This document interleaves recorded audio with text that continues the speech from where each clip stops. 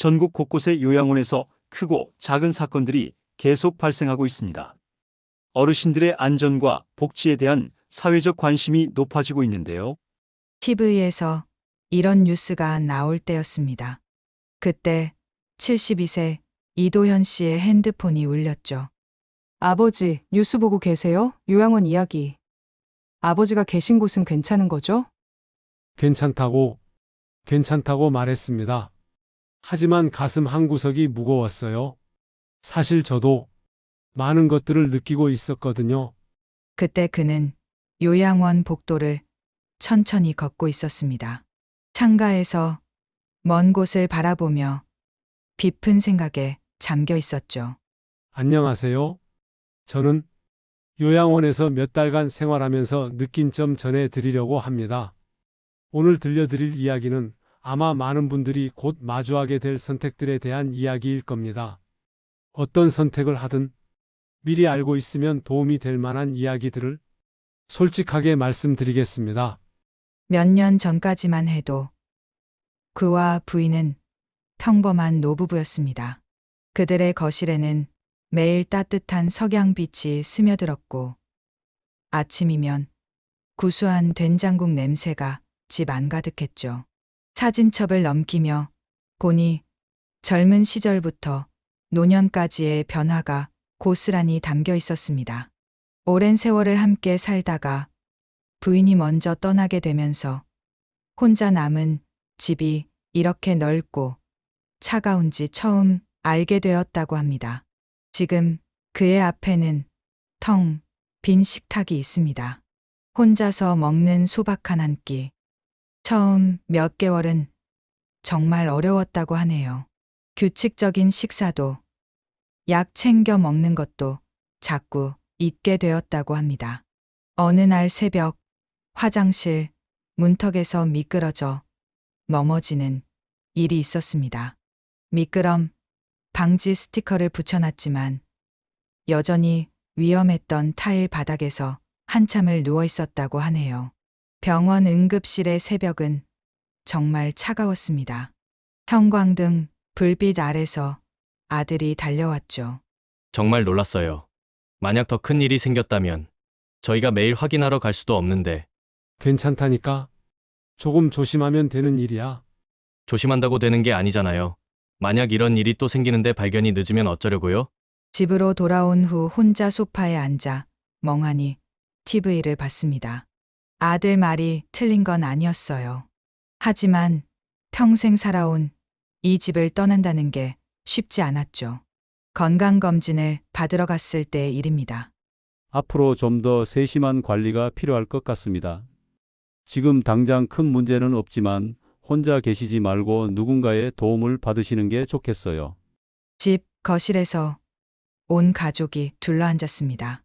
무거운 분위기에 가족회의였죠. 아버지, 집에서 도움받을 수 있는 서비스들도 있어요. 전문분이 오셔서 필요한 것들을 도와드리는. 그것만으로는 부족할 것 같은데 20시간 누군가 옆에 있어야 안전하지 않을까? 나는 아직 내 집에서 살고 싶다. 이곳에서의 추억들을 버릴 수 없다. 감정적으로 생각하실 때가 아니에요. 현실적으로 저희도 매일 확인하러 올 수는 없다고요. 아버지 마음도 이해해야지. 평생 살던 집을 떠나는 게 쉬운 일이겠어? 너희들이 그렇게 마음에 걸린다면 썩 내키지는 않지만 그래 알겠다 한번 알아보자. 그날 밤 컴퓨터 앞에 앉아서 여러 시설들을 찾아봤습니다. 선택의 여지가 많지 않았죠. 선택한 곳은 집에서 그리 멀지 않은 곳이었습니다. 5층짜리 현대식 건물에 잘 가꿔진 조경까지. 외관만 보면 정말 깔끔하고 현대적이었어요. 1층 로비는 밝은 조명과 깔끔한 인테리어로 꾸며져 있었습니다. 어르신, 안녕하세요. 저희 시설을 한번 둘러보시면서 설명드릴게요. 복도를 걸으며 각 시설을 둘러봤습니다.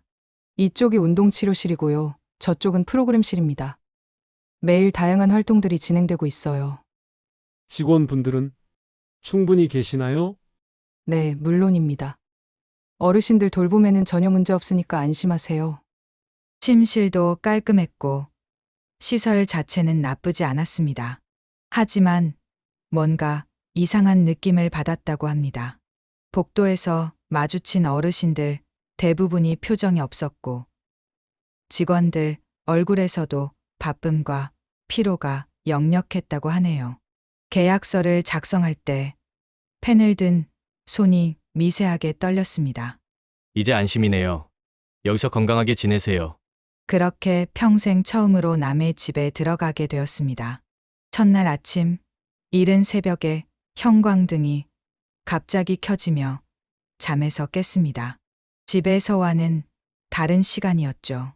복도에 나가보니 여러 어르신들이 줄을 서서 기다리고 계셨습니다. 모든 것이 순서대로 시간에 맞춰서 진행되었습니다. 마치 기숙사 같은 느낌을 받았다고 하네요. 식당에는 많은 어르신들이 앉아 기다리고 계셨습니다. 빨리 드세요. 다음 일정이 있어서 시간을 맞춰야 해요. 아, 네, 알겠습니다. 식사 시간이 정해져 있었습니다. 천천히 씹어서 먹을 여유가 없었다고 합니다. 평소 소화가 잘 안 되는 편이라 억지로 빨리 넘기다 보니 속이 더부룩했다고 하네요. 약을 받을 때도 일렬로 늘어서야 했습니다. 드세요. 다음 분 차례예요. 이게 어떤 약인지 설명은 나중에 해드릴게요. 지금은 시간이 없어서요. 자세한 설명은 거의 없었습니다. 그냥 주는 대로 받아야 했죠. 프로그램실에서는 여러 어르신 중 일부만 참여하고 계셨습니다. 오늘은 퍼즐 시간입니다. 집중해서 참여해보세요. 많은 분들이 졸고 계셨습니다. 참여하시는 분은 절반도 안 됐고 강사분도 형식적으로 진행하는 느낌이었다고 말합니다. 그때 옆자리 어르신과 첫 대화를 나눴습니다. 새로 오신 분이시군요. 적응하기 힘들죠? 어제 왔습니다. 어르신은 오래 계셨나요? 꽤 됐어요. 처음엔 집이 그리워서 힘들었는데, 이제는 익숙해졌어요. 가족분들은 자주 오시나요? 처음엔 자주 왔었죠. 근데 이제는 다들 바쁘다고 하더라고요. 점심시간도 마찬가지였습니다.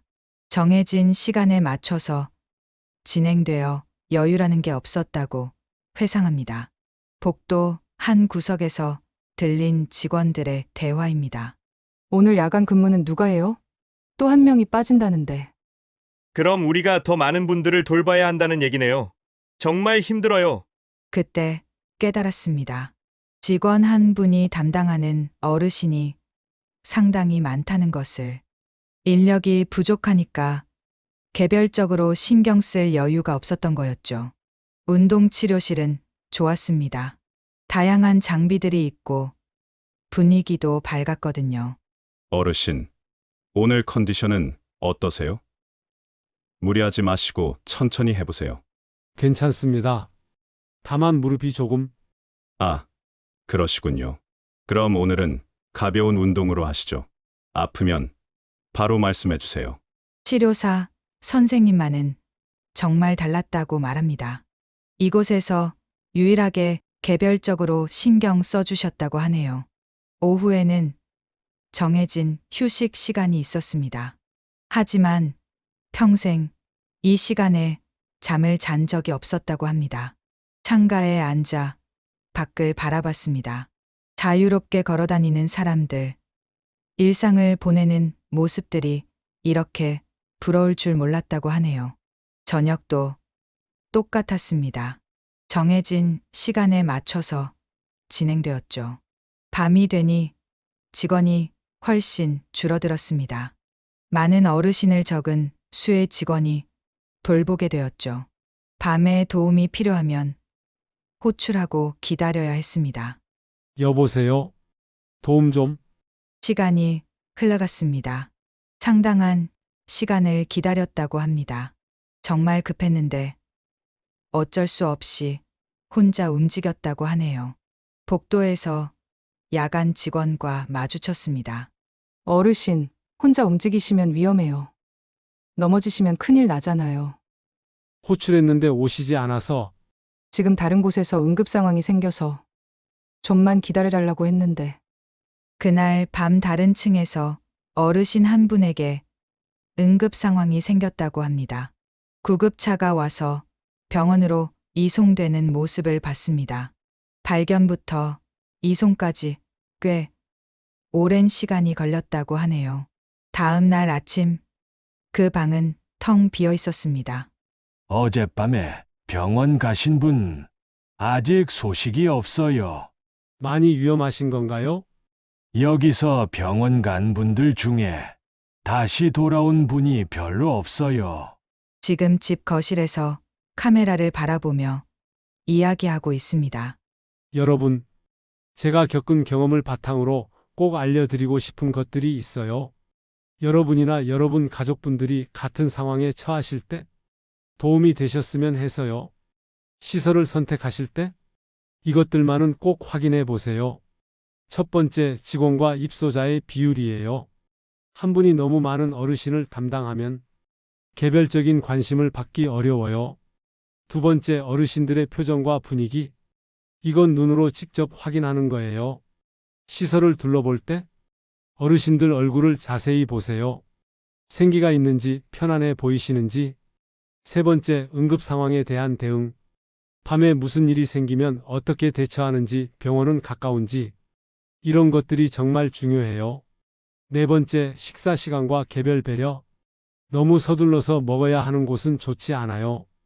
개인의 속도를 존중해 주는 곳이 좋죠. 다섯 번째, 프로그램에 실제로 참여하는 분들이 많은지, 형식적인 것보다는 실질적으로 즐거워하시는지 확인하세요. 여섯 번째, 야간 상황. 낮에만 보고 판단하지 마시고 가능하다면 저녁이나 야간에도 한번 가보세요. 일곱 번째, 면회의 자유로움. 언제든지 자유롭게 방문할 수 있는지, 제약이 너무 많지는 않은지. 하지만 무엇보다 중요한 건 이런 선택을 하지 않아도 되도록 미리미리 준비하는 거예요. 집에서 도움받을 수 있는 서비스들도 많아요. 저처럼요. 전문가가 집으로 와서 필요한 것들을 도와주는 시스템? 가능하다면 이게 가장 좋은 것 같아요. 경제적 여유가 있으시다면 좀 더 자유로운 환경에서 지낼 수 있는 곳들도 있어요. 자신만의 공간에서 필요할 때만 도움받는 시스템이죠. 시설을 선택하셔야 한다면 공공에서 운영하는 곳들을 먼저 알아보세요.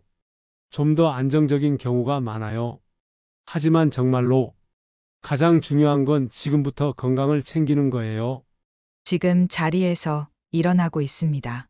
매일 하는 운동을 보여드리려고 하네요. 보세요. 이렇게 간단한 운동들이에요. 매일 조금씩만 해도 정말 달라져요. 특히 걷기가 가장 중요해요. 저는 매일 공원에서 걸어요. 빠르게 걸을 필요 없어요. 그냥 꾸준히 자기 속도에 맞춰서 비가 오는 날에는 집 안에서라도 움직여요. 간단한 근력 운동도 해요. 특별한 도구 필요 없어요. 의자를 잡고 앉았다 일어나기, 벽을 짚고 팔 운동하기. 집에서 할 수 있는 것들이 많아요. 지금 책상 앞에 앉았습니다. 요즘 읽고 있는 책들이 있다고 하네요. 머리 쓰는 것도 정말 중요해요. 책 읽기는 기본이고 요즘에는 간단한 게임도 해요. 처음엔 어려웠는데 익숙해지니까 재미있더라고요. 신문도 읽고 뉴스도 보고 세상 돌아가는 일을 계속 관심 갖고 있어야 해요. 머리가 멈추면 정말 빨리 나빠져요.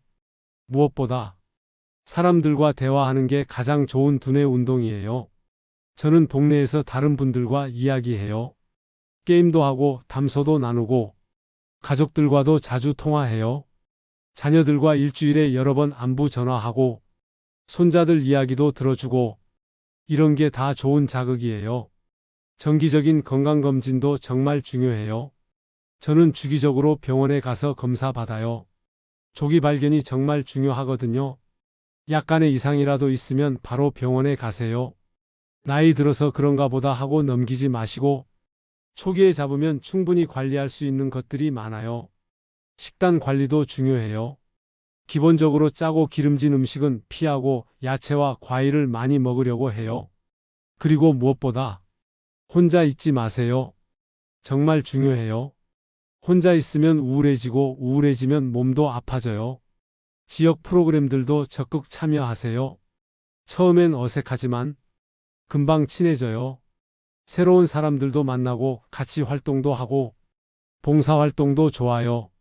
저는 동네에서 작은 일들을 도와드려요.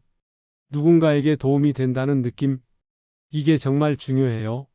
선택의 순간이 올 수도 있어요.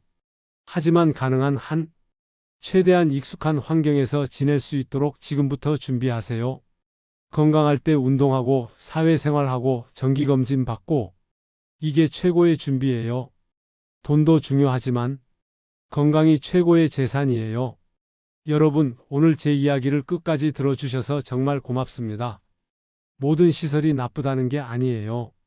분명히 좋은 곳들도 많이 있을 거고 정말 필요한 분들에게는 꼭 필요한 곳이죠. 하지만 겉모습만 보고 성급하게 결정하지는 마세요. 직접 경험해 보시고 나뿐만 아니라 다른 시간대도 확인해 보세요. 그리고 가장 중요한 건 지금 일어나서 가벼운 스트레칭을 하고 있습니다. 지금부터 건강 챙기세요. 운동하시고 사람들과 만나시고 정기검진 받으시고 무엇보다 가족들과 많은 대화를 나누세요. 그게 바로 최고의 선택지예요. 깨달은 것이 있다고 합니다. 나이가 들어도 선택할 권리는 있다는 것. 그리고 존중받으며 살 권리가 있다는 것. 자신이 원하는 방식으로 자신의 속도에 맞춰 살 권리가 얼마나 소중한지 깨달았다고 하네요. 여러분도 미리미리 준비하세요. 건강할 때 운동하시고 가족들과 솔직한 대화를 나누세요. 그리고 혹시 선택의 순간이 온다면 충분히 알아보고 신중하게 결정하세요. 오늘 이 이야기가 여러분께 조금이라도 도움이 되었으면 정말 좋겠습니다. 구독과 좋아요 눌러주시고 무엇보다 주변의 어르신들, 가족분들께 많이 공유해 주세요. 더 많은 분들이 미리 알고 준비하셨으면 해서요. 댓글로 여러분의 이야기나 궁금한 점들도 많이 남겨주세요. 제가 답할 수 있는 건 최대한 성심껏 답해드릴게요. 우리 서로 도우며 살아요.